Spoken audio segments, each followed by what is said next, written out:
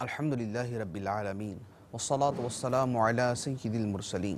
اما بعد فاعوذ باللہ من الشیطان الرجیم بسم اللہ الرحمن الرحیم الصلاة والسلام علیک یا رسول اللہ وعلی آلک و اصحابک یا حبیب اللہ الصلاة والسلام علیک یا نبی اللہ وعلی آلک و اصحابک یا نور اللہ۔ فیضان قرآن کے سلسلے میں حاضر ہیں اور آج سورہ یونس کے شروع سے قرآن پاک کا درس سنا جائے گا۔ سورہ یونس مکہ مکرمہ میں نازل ہوئی، اس میں 11 رکوع اور 109 آیتیں ہیں۔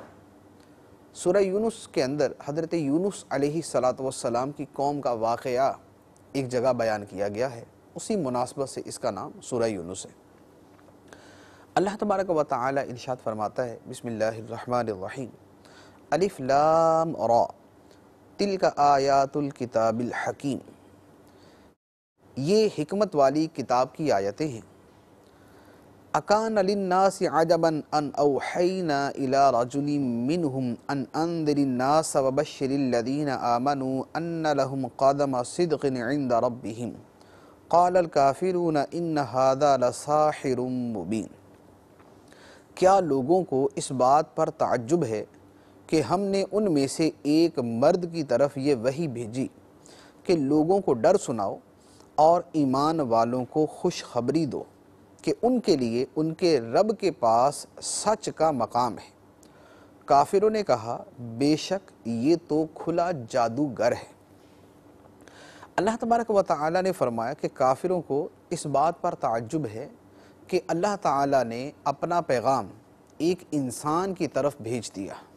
ایک بشر کی طرف بھیج دیا۔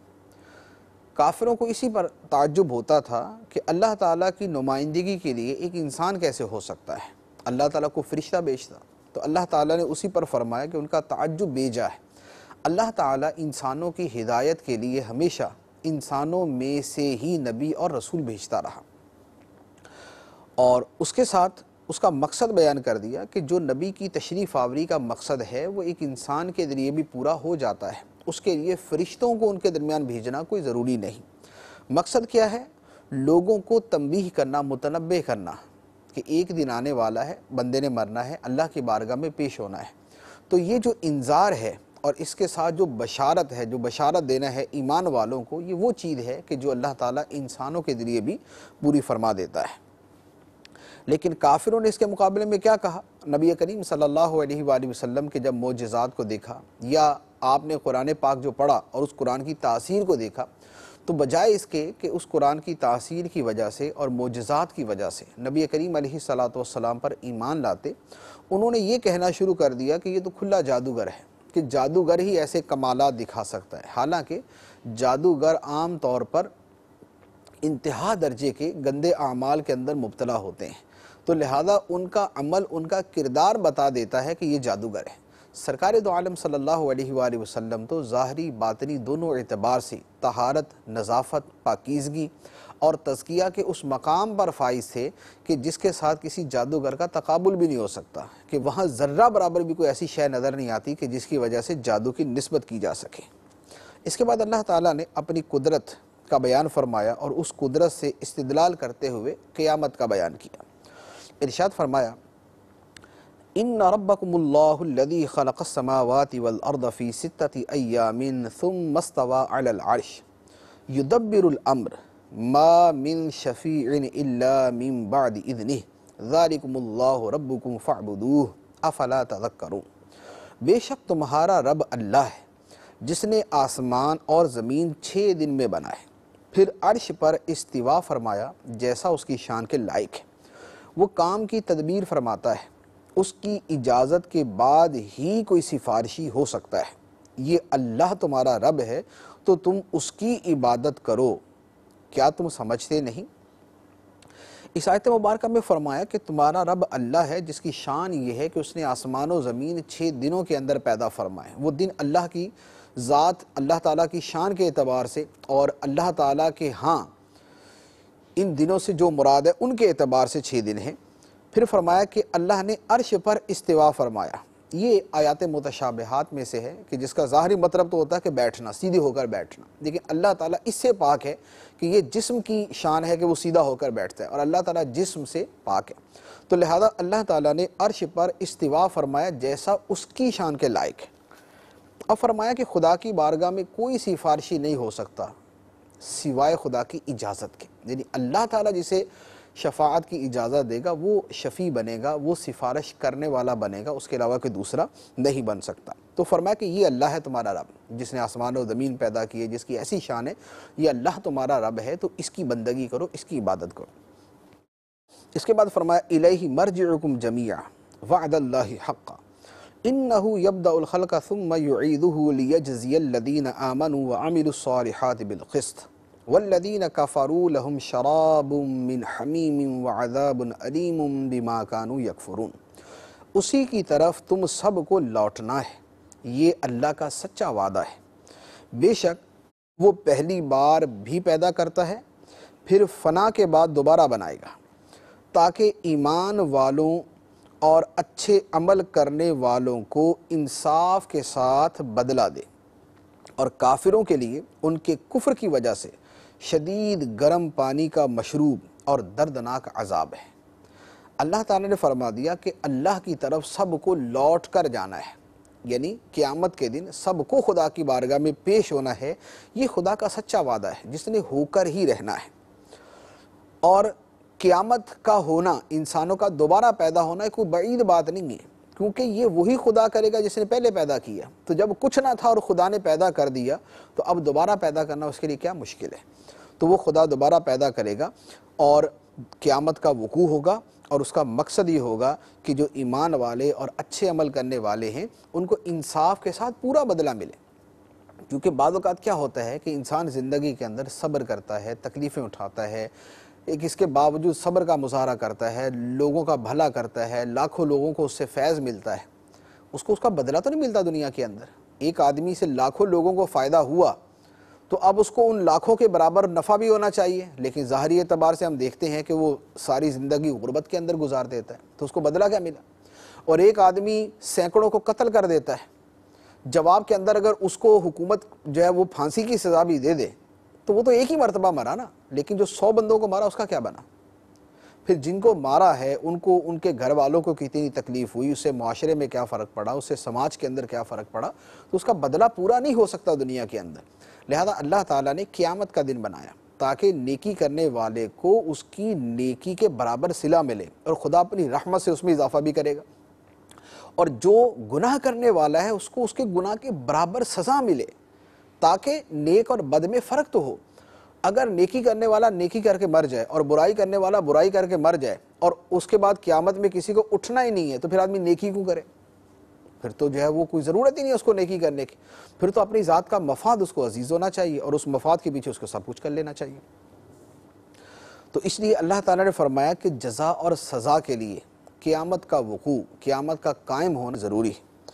اس کے بعد ارشاد فرمایا هو الذی جعل الشمس ضیاء والقمر نورا وقدره منازل لتعلموا عدد السنین والحساب ما خلق اللہ ذلك الا بالحق یفصل الآیات لقوم یعلمون۔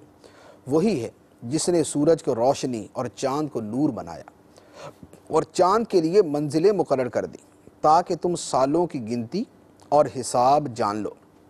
اللہ نے یہ سب حق کے ساتھ پیدا فرمایا،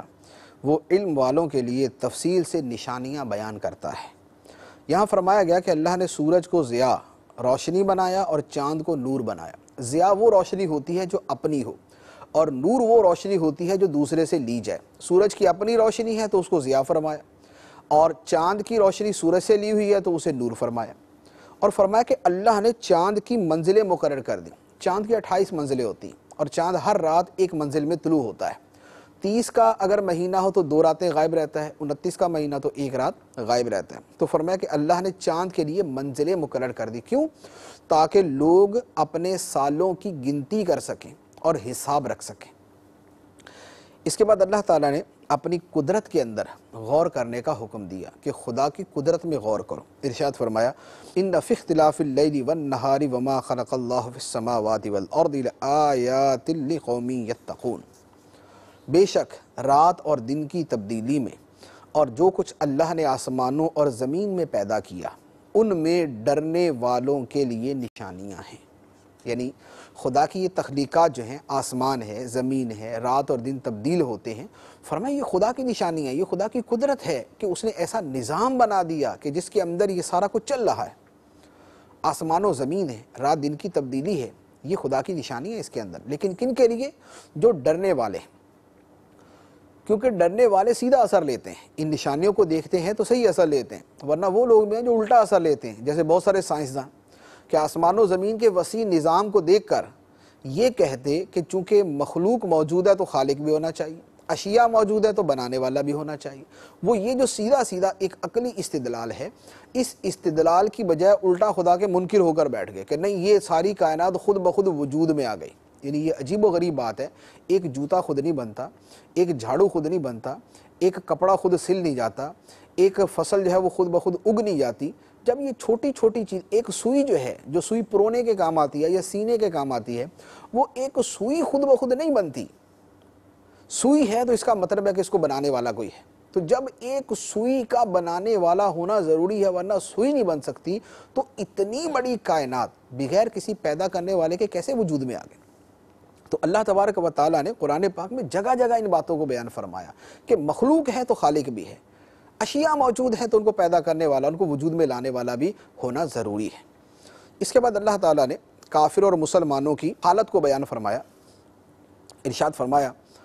ان الذين لا يرجون لقاءنا ورضوا بالحياة الدنيا واطمأنوا بها والذين هم عن آياتنا غافلون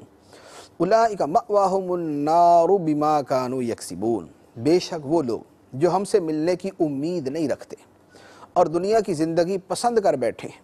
اور اسی پر مطمئن ہو گئے، اور وہ جو ہماری آیتوں سے غافل ہیں،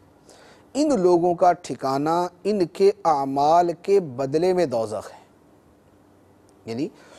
جو حالت بیان کی کہ آخرت کی ان کو کوئی امید ہی نہیں ہے، یعنی عقیدہ ہی نہیں ہے ان کا، دنیا کی زندگی پسند کر بیٹھے، دنیا پر ہی مطمئن ہو گئے، خدا کی نشانیوں سے غافل ہو گئے، آیتوں سے غافل ہو گئے، فرمایا کہ ان کا ٹھکانہ جہنم ہے ان کے عملوں کی وجہ سے۔ یہ خدا کا عدل ہے، انصاف ہے کہ ان کے عملوں کی وجہ سے ان کے لیے جہنم ہے۔ اور جو چیزیں بیان کی ہیں، مسلمان اس درجے کے اندر تو ان چیزوں کا مرتکب نہیں ہیں جس درجے میں کافر ہیں، لیکن تھوڑی سی غور کرنے کی بات ہے کہ اتنا تو بہرحال ہے کہ مسلمان آخرت کو یہ تو نہیں ہے کہ عقیدہ نہیں رکھتے، لیکن بھولے ہوئے ضرور ہیں اور دنیا کی زندگی کو پسند کر بیٹھے ہیں اور اسی پر مطمئن ہو گئے ہیں اور خدا کی آیتوں سے، قرآن سے غافل ہیں۔ تو ایک درجے کے اندر یہ چیزیں جو ہے یہ عام مسلمانوں کے اندر بھی پائی جاتی ہیں، اس سے اجتناب ضروری ہے۔ اب مسلمان جو حقیقتاً سچے اچھے مسلمان ہیں، اللہ تعالیٰ نے ان کا بیان کیا، ارشاد فرمایا ان الذین آمنوا وعملوا الصالحات یہدیہم ربہم بایمانہم تجری من تحتہم الانہار فی جنات النعیم دعواہم فیہا سبحانک اللہم وتحیتہم فیہا سلام وآخر دعواہم ان الحمد للہ رب العالمین۔ بے شک وہ لوگ جو ایمان لائے اور انہوں نے اچھے اعمال کیے، ان کا رب ان کے ایمان کے سبب ان کی رہنمائی فرمائے گا، ان کے نیچے نہریں بہتی ہوں گی، وہ نعمتوں کے باغوں میں ہوں گے۔ ان کی دعا ان باغوں میں یہ ہوگی کہ اے اللہ تو پاک ہے، اور جنت میں ان کی ملاقات کا پہلا بول سلام ہوگا، اور ان کی دعا کا خاتمہ یہ ہے کہ تمام تعریفیں اس اللہ کے لیے ہیں جو تمام جہانوں کا پالنے والا ہے۔ یعنی فرمایا کہ جو ایمان والے ہیں اور اچھے عمل کرنے والے ہیں، یہ اب یاد رکھیے گا کہ قرآن پاک کے اندر ایمان کے ساتھ اکثر و بیشتر اعمال صالحہ کا تذکرہ ضرور ہوتا ہے۔ یعنی صرف ایمان پر انحصار کر کے نہ بیٹھ جائیں، اچھے کام بھی کریں، نیک کام بھی کریں، نیک بھی بنیں۔ تو فرمایا ایمان لائے اور اچھے اعمال کیے، ان کا رب ان کے ایمان کے سبب انہیں ہدایت دے گا، ان کی رہنمائی فرمائے گا، یہ نعمتوں کی جنتوں میں ہوں گے، باغوں میں ہوں گے، اور جنت میں ان کا جو بول، ان کی دعا جو ہے وہ اللہ کی پاکیزگی، آپس کے اندر سلام، اور ان کو جنت کے اندر جب ان جنت میں داخل ہوں گے تو ان کو سلام کیا جائے گا، سلامی پیش کی جائے گی ان کو، اور ان کی جو دعا کا خاتمہ ہے وہ اللہ کی حمد کے اوپر ہوگا۔ اب اس کے بعد کفار عذاب طلب کرنے میں بڑی جلدی کرتے تھے کہ اے اللہ اگر یہ قیامت کا ہونا سچا ہے، عذاب کا آنا سچا ہے تو ہم پر ابھی نازل کر دیں۔ اللہ تعالیٰ نے اس کا بیان کیا، ارشاد فرمایا اور اگر اللہ لوگوں پر عذاب اسی طرح جلدی بھیج دیتا جس طرح وہ بھلائی جلدی طلب کرتے ہیں تو ان کی مدت ان کی طرف پوری کر دی جاتی۔ تو جو لوگ ہماری ملاقات کی امید نہیں رکھتے ہم انہیں ان کی سرکشی میں بھٹکتا ہوا چھوڑ دیتے ہیں۔ ارشاد فرمایا کہ لوگ جیسے شر کو جلدی طلب کرتے ہیں یہ ایسا ہی ہے جیسے خیر کو جلدی طلب کرتے ہیں، یعنی جیسے ہم نے کوئی اچھائی مانگنی ہوتی ہے نا تو ہمیں یہ نہیں ہوتا کہ ہمیں کسی خاص وقت میں مل جائے، ہمیں ہوتا ہے یا اللہ ابھی دے دے، یعنی ہمیں پیسے چاہیے نا تو ہم دعا مانگیں گے یا اللہ صبح اٹھے تو ہمیں پیسے مل جائیں، میرا کل ہی یہ کام ہو جائے، تو ہم خیر طلب کرنے کے اندر جلدی کرتے ہیں۔ اچھا لیکن پرابلم یہ ہے کہ شر کے اندر بھی اسی طرح جلدی کرتے ہیں،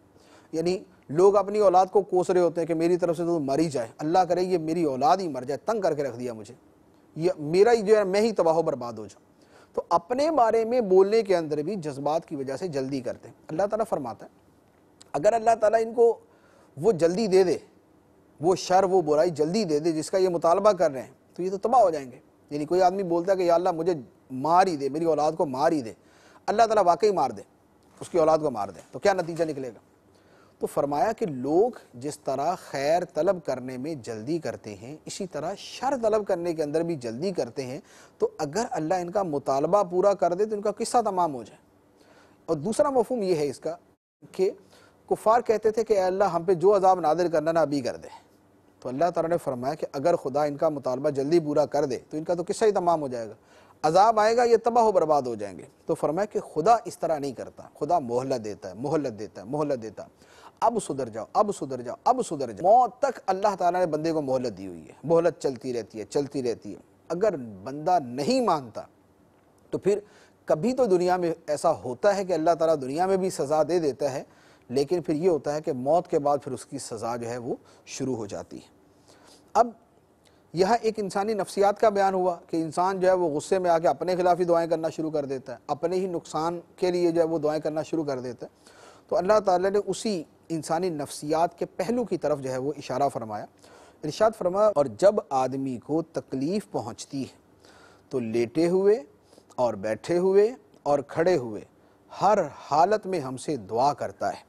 پھر جب ہم اس کی تکلیف دور کر دیتے ہیں تو یوں چل دیتا ہے گویا کبھی کسی تکلیف کے پہنچنے میں ہمیں پکارا ہی نہیں تھا۔ حد سے بڑھنے والوں کے لیے ان کے اعمال اسی طرح خوشنما بنا دیے گئے۔ یہ لوگوں کی حالت بیان کی کہ لوگوں کی حالت یہ ہے، بطور خاص تو کافروں کا تذکرہ،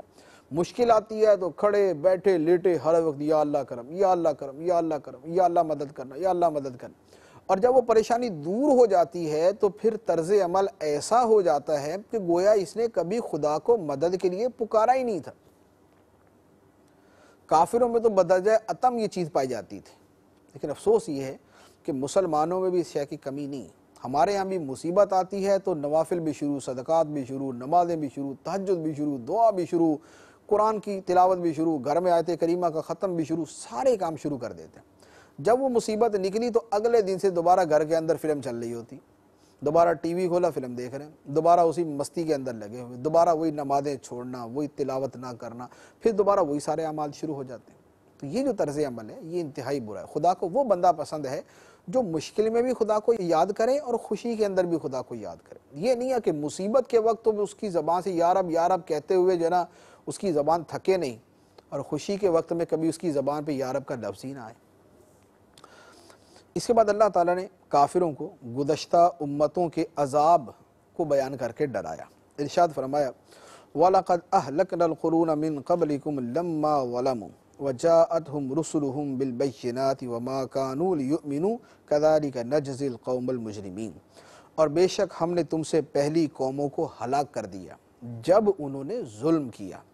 اور ان کے پاس ہمارے رسول روشن دلائل لے کر تشریف لائے اور وہ لوگ ایسے تھے ہی نہیں کہ ایمان لاتے، ہم یوں ہی مجرموں کو بدلہ دیتے ہیں۔ ثم جعلناکم خلائف فی الارض من بعدہم لننظر کیف تعملون، پھر ہم نے ان کے بعد تمہیں زمین میں جانشین بنایا تاکہ ہم دیکھیں کہ تم کیسے کام کرتے ہو۔ یعنی کتنی وضاحت سے بیان کر دیا کہ خدا نے پہلی قوموں کو ان کے گناہوں کی وجہ سے ہلاک کیا، ان کے کفر کی وجہ سے ہلاک کر دیا،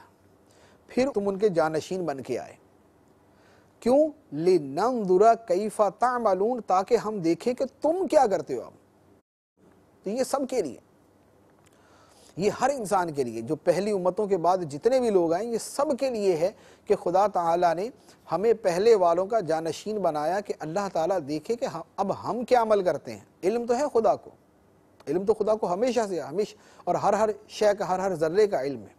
لیکن عملی دنیا میں اس کا ظہور کیا ہوگا، اس کے اعتبار سے اللہ تعالیٰ فرماتا ہے کہ ہم دیکھیں گے کہ تم کیا کرتے ہو۔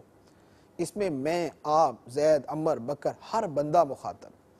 کہ خدا ان کے بعد ہمیں لے کر آیا ہے تاکہ دیکھے کہ ہم کیسے اعمال کرتے ہیں۔ اب کافروں کا ایک عجیب مطالبہ تھا کہ قرآن یا بدل دیں۔ نبی کریم علیہ السلام سے کہتے تھے کہ آپ قرآن جو ہے نا یا تو دوسرا لے کے آ جائیں یا اس میں خود تبدیلی کر دیں، اس میں جو بتوں کی مذمت ہے نا یہ نکال دیں، یہ نہیں ہونی چاہیے، ہمارے لات، منات اور حبل، یہ وہ ان کی مذمت نہ ہو، ایسا قرآن بنا کے لے آئیں۔ تو اس مطالبے کا اور اس کا رد اللہ تعالیٰ نے یہاں پر بیان کیا۔ ارشاد فرمایا، اور جب ان کے سامنے ہماری روشن آیات کی تلاوت کی جاتی ہے تو ہم سے ملاقات کی امید نہ رکھنے والے کہتے ہیں کہ اس کے علاوہ کوئی اور قرآن لے کر آؤ یا اسے تبدیل کر دو۔ تم فرماؤ، مجھے حق نہیں کہ میں اسے اپنی طرف سے تبدیل کر دوں، میں تو اسی کا پیروکار ہوں جو میری طرف وہی بھیجی جاتی ہے۔ اگر میں اپنے رب کی نافرمانی کروں تو مجھے بڑے دن کے عذاب کا ڈر ہے۔ کافروں نے مطالبہ کیا کہ آپ جو ہے وہ یا تو دوسرا قرآن لے آئیں جس میں ہمارے بتوں کی مذمت نہ ہو، یا اسی میں تبدیلی کر دیں۔ تو نبی کریم علیہ السلام کو اللہ تعالیٰ نے فرمایا کہ آپ ان کو جواب دیں کہ قرآن میرے اختیار میں نہیں ہے، نہ میں قرآن لکھتا ہوں نہ میں بناتا ہوں، یہ تو خدا کی طرف سے ہے، خدا جو بھیجتا ہے میں وہ تمہیں آگے دے دیتا ہوں، لہذا مجھے اس کا کوئی اختیار نہیں ہے کہ میں قرآن کے اندر معاذ اللہ کسی قسم کی کوئی تبدیلی کر سکوں۔ اب اس مطالبے کے جواب کے اوپر پھر مزید بیان کیا گیا، فرمایا قل لو شاء اللہ ما تلوتہ علیکم ولا ادراکم بہ فقد لبثت فیکم عمرا من قبلہ افلا تعقلون فمن اظلم ممن افترى علی اللہ کذبا او کذب بآیاتہ انہ لا یفلح المجرمون۔ تم فرماؤ، اگر اللہ چاہتا تو میں تمہارے سامنے اس کی تلاوت ہی نہ کرتا اور نہ وہ تمہیں اس قرآن سے خبردار کرتا، تو بے شک میں اس سے پہلے تم میں اپنی ایک عمر گزار چکا ہوں، تو کیا تمہیں عقل نہیں؟ تو اس سے بڑھ کر ظالم کون جو اللہ پر جھوٹ باندھے یا اس کی آیتوں کو جھٹلائے، بے شک مجرم فلاح نہیں پائیں گے۔ سرکار علیہ السلام نے جواب جو دیا وہ یہ کہ میں قرآن تو خود نہ اتارتا ہوں نہ میں اپنی مرضی سے تمہارے سامنے پیش کرتا ہوں، اگر اللہ چاہتا تو وہ قرآن میرے اوپر نازل نہ کرتا، اب قرآن نازل نہ ہوتا تو میں تمہارے سامنے ایک آیت بھی پیش نہ کرتا، تمہیں اس کے بارے میں کوئی پتہ بھی نہ ہوتا۔ 40 سال اعلان نبوت سے پہلے کے جو 40 سال ہیں، نبی کریم علیہ السلام نے کوئی قرآن کی ایک آیت پیش نہیں کی، تو اس کا مطلب یہ ہوا کہ اگر اپنے اختیار میں ہوتا تو 20-25 سال کی عمر میں پیش کر دیتے۔ آدمی سمجھدار ہوتا ہے، جوان ہوتا ہے، صاحب عقل ہوتا ہے، اس عمر کے اندر بھی اس کے جو ہے وہ ایک اس کی سمجھ ایک مقام تک پہنچ چکی ہوتی ہے، تو اگر میرے اختیار میں ہوتا، میں نے ساری زندگی تمہارے اندر گزار دی، تو میں پہلے ہی پیش کر دیتا۔ اگر میری فصاحت و بلاغت، ذاتی فصاحت و بلاغت سے قرآن بن رہا ہے تو فصاحت و بلاغت 40 سال میں کوئی یکدم تھوڑی نازل ہو گئی، فصاحت و بلاغت تو بچپن سے ہے، تو پہلے ہی قرآن بنا کے پیش کر دیتا، پھر جب چاہوں تمہیں قرآن پیش کر دوں، لیکن نہیں، اگر 10 دن قرآن نازل نہیں ہوا تو 10 دن ایک آیت نہیں تمہارے سامنے پیش کرتا، 40 سال پہلے جو گزر گئے اس کے اندر قرآن پیش نہیں کیا۔ تو تمہیں یہ سارا جو ماضی ہے یہ تمہارے سامنے نہیں ہے کہ یہ ساری زندگی دیکھو کہ یہ قرآن میں اپنی طرف سے نہیں پیش کر رہا، میں خود نہیں بناتا، خدا نازل کرتا ہے، میں تمہارے سامنے پیش کر دیتا ہوں۔ اس کے بعد بتوں اور بت پرستی کا رد اور بتوں کی شفاعت کا رد، ارشاد فرمایا وَيَعْبُدُونَ مِن دُونِ اللَّهِ مَا لَا يَضُرُّهُمْ وَلَا يَنْفَعُهُمْ وَيَقُولُونَ هَؤُلَاءِ شُفَعَاؤُنَا عِندَ اللَّهِ قُلْ أَتُنَبِّئُونَ اللَّهَ بِمَا لَا يَعْلَمُ فِي السَّمَاوَاتِ وَلَا فِي الْأَرْضِ سُبْحَانَهُ وَتَعَالَى عَمَّا يُشْرِكُونَ۔ اور یہ مشرک اللہ کے سوا ایسی چیز کی عبادت کرتے ہیں جو نہ انہیں کوئی نقصان دے سکے اور نہ نفع دے سکے، اور یہ کہتے ہیں کہ یہ بت اللہ کی بارگاہ میں ہمارے سفارشی ہیں۔ تم فرماؤ کیا تم اللہ کو وہ بات بتاتے ہو جو اس کے علم میں نہ آسمانوں میں ہے اور نہ زمین میں؟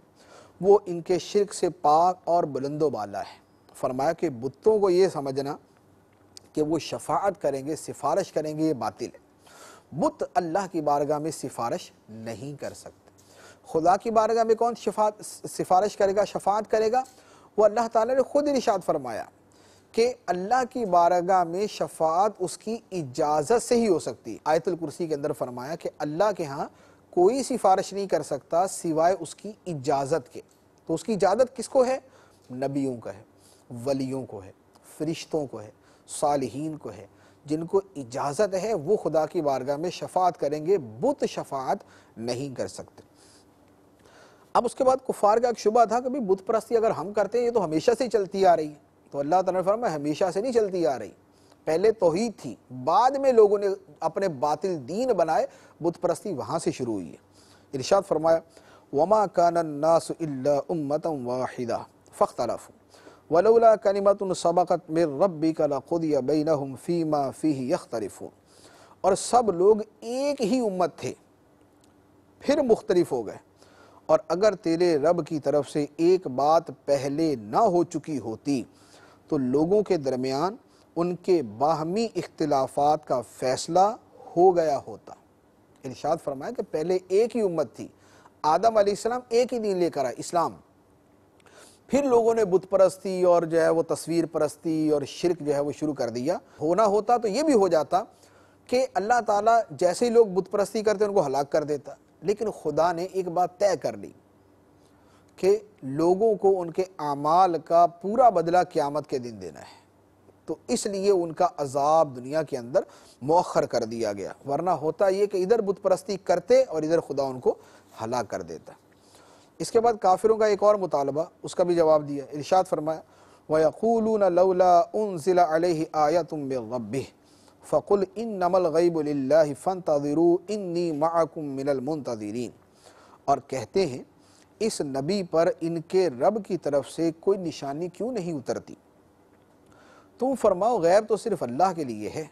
تو تم انتظار کرو، بے شک میں بھی تمہارے ساتھ انتظار کر رہا ہوں۔ یعنی یہ فرمایا کہ کفار کہتے تھے کہ اس نبی پر کوئی نشانی کیوں نہیں اترتی، کب اترے گی؟ تو نبی کریم علیہ السلام نے جواب میں ارشاد فرمایا کہ غیب کا علم تو اللہ کو ہے، اللہ کو پتہ کب اس نے نشانی اتارنی، وہ مجھے علم دے دیتا ہے تو میں تمہیں بتا دیتا ہوں، اور جب تک اس کی طرف سے مجھے نہ بتایا جائے میں تمہیں نہیں بتا سکتا، تو لہذا تم بھی انتظار کرو، میں بھی انتظار کرتا ہوں، دیکھتے کیا ہوتا ہے۔ اب یہ بات کہ کفار نشانی کا مطالبہ کرتے، ذہن میں یہ آتا کہ اللہ تعالیٰ کو نشانی دکھائی دیتا، یعنی اگر وہ نشانی کہتے ہیں کہ ہمیں یہ نشانی دکھا دی جائے تو ان کو وہ نشانی دکھا دی جائے، پھر پتہ چل جاتا ایمان لاتے یا نہیں لاتے۔ تو اللہ تعالیٰ نے فرمایا کہ انہوں نے ایمان پھر بھی نہیں لانا تھا، کیونکہ ان کا طرز عمل یہ ہے، یہ پہلے ایک بات کا مطالبہ کرتے ہیں یا دعویٰ کرتے ہیں یا وعدہ کرتے ہیں، لیکن جب مقصد پورا ہو جاتا ہے تو پھر جاتے ہیں، پھر انکار کر دیتے ہیں۔ اب اس کی دلیل کے طور پہ اللہ تعالیٰ نے ان کا ایک طرز عمل بیان کیا۔ ارشاد فرمایا وَإِذَا أَذَقْنَا النَّاسَ رَحْمَةً مِّن بَعْدِ ضَرَّاءٍ مَّسَّتْهُمْ إِذَا لَهُم مَّكْرٌ فِي آيَاتِنَا قُلِ اللَّهُ أَسْرَعُ مَكْرًا إِنَّ رُسُولَنَا يَكْتُبُونَ مَا تَمْكُرُونَ هُوَ الَّذِي يُسَيِّرُكُم فِي الْبَرِّ وَالْبَحْرِ حَتَّى إِذَا كُنتُمْ فِي الْفُلْكِ وَجَرَيْنَ بِهِم بِرِيحٍ طَيِّبَةٍ وَفَرِحُوا بِهَا جَاءَتْهَا رِيحٌ عَاصِفٌ وَجَاءَهُمُ الْمَوْجُ مِن كُلِّ مَكَانٍ وَظَنُّوا أَنَّهُمْ أُحِيطَ بِهِمْ دعوا الله مخلصين له الدين لئن أنجيتنا من هذه لنكونن من الشاكرين فلما أنجاهم إذا هم يبغون في الأرض بغير الحق يا أيها الناس إنما بغيكم على أنفسكم متاع الحياة الدنيا ثم إلينا مرجعكم فننبئكم بما كنتم تعملون۔ اور جب ہم لوگوں کو انہیں تکلیف پہنچانے کے بعد رحمت کا مزہ دیتے ہیں تو اسی وقت ان کا کام ہماری آیتوں کے بارے میں سازش کرنا ہو جاتا ہے۔ تم فرماؤ اللہ سب سے جلد خفیہ تدبیر فرمانے والا ہے، بے شک ہمارے فرشتے تمہارے مکر و فریب کو لکھ رہے، وہی ہے جو تمہیں خشکی اور تری میں چلاتا ہے یہاں تک کہ جب تم کشتی میں ہوتے ہو اور وہ کشتیاں خوشگوار ہوا کے ساتھ انہیں لے کر چلتی ہیں اور وہ اس پر خوش ہوتے ہیں، پھر ان پر شدید آندھی آنے لگتی ہے اور ہر طرف سے سمندر کی لہریں ان پر آتی ہیں اور وہ سمجھ جاتے ہیں کہ انہیں گھیر لیا گیا، تو اللہ کے لیے دین کو خالص کرتے ہوئے اس سے دعا مانگتے ہیں، اے اللہ اگر تو ہمیں اس طوفان سے نجات دے دے تو ہم ضرور شکر گزار ہو جائیں گے۔ پھر جب اللہ انہیں بچا لیتا ہے تو اس وقت وہ زمین میں ناحق زیادتی کرنے لگتے ہیں۔ اے لوگو، تمہاری زیادتی صرف تمہارے ہی خلاف ہے، دنیا کی زندگی سے فائدہ اٹھا لو، پھر تمہیں ہماری طرف لوٹنا ہے تو اس وقت ہم تمہیں بتا دیں گے جو تم کیا کرتے تھے۔ یہاں پر یہ 3 آیتوں کے اندر وہی بات بیان کی کہ کفار کی حالت یہ کہ جب یہ سمندر میں سفر کرتے ہیں، اب بعض اوقات ایسا ہوتا ہے کہ طوفان آ گیا، سمندر کی بڑی بڑی لہریں اٹھ رہی ہیں، بادل بارش برسا رہے ہیں، ہر طرف سے موت کا سما ہے، یوں لگتا ہے کہ اب غرق ہوئے، اب ڈوبے، اب تباہ ہوئے، اب کشتی ٹوٹ جائے گی۔ جب اس طرح کی سنگین صورتحال ہوتی ہے، اب یہ خدا کی بارگاہ میں دعا کرتے کہ یا اللہ اگر تو ہمیں نجات دے دے تو ہم تیرے شکر گزار بندے بن جائیں گے، لَإِنْ أَنْجَيْتَنَا مِنْ هَٰذِهِ لَنَكُونَنَّ مِنَ الشَّاكِرِينَ، اگر تو ہمیں نجات دے دے تو ہم تیرے شکر گزار بندے بن جائیں گے۔ اب جب اللہ ان کو نجات دے دیتا ہے، یہ خشکی میں پہنچتے ہیں، زمین پر پہنچ جاتے ہیں، اب دوبارہ وہی کام شروع، پھر دوبارہ وہی گناہ، پھر دوبارہ وہی کفر، پھر دوبارہ وہی ناشکری، پھر دوبارہ وہی حرکتیں کرتوتے ہیں۔ تو فرمایا کہ ان کا طرز عمل یہ ہے، اور یہ کیا ہے؟ یہ دنیا کی محبت میں گم ہو جاتے ہیں، دنیا کی لذات کے اندر گم ہو جاتے ہیں۔ تو فرمایا کہ یہ جو تمہاری سرکشی، بغاوت، غفلت ہے، ان سب کا وبال تمہارے ہی اوپر آئے گا، ان غفلتوں کا، ان سرکشیوں کا، ان برائیوں کا وبال تمہارے ہی اوپر آئے گا۔ یہ دنیا کی زندگی ہے، جتنا مزہ اٹھانا اٹھا لو، یعنی یہ ایک قسم کی وہ ہے دھمکی ہے کہ جتنا مزہ اٹھانا اٹھا لو، لوٹ کے تو ہمارے پاس ہی آنا ہے، پھر دیکھنا کیا نتیجہ نکلتا ہے۔ تو ان چیزوں کے ذریعے بتایا کہ یہ پہلے اقرار کرتے ہیں پھر انکار کرتے ہیں، تو اگر ان کے مطالبے پر ہم کوئی نشانی دکھا بھی دیں تو پہلے تو مطالبے کر رہے ہیں لیکن نشانی دکھا دیں گے تو پھر انکار کر جائیں گے۔ اللہ تبارک و تعالی ہمیں جو سنا ہے اسے سمجھنے، دل میں جگہ دینے، اس پر عمل کرنے کی توفیق عطا فرمائے، آمین بجاہ النبی الامین صلی اللہ علیہ وسلم۔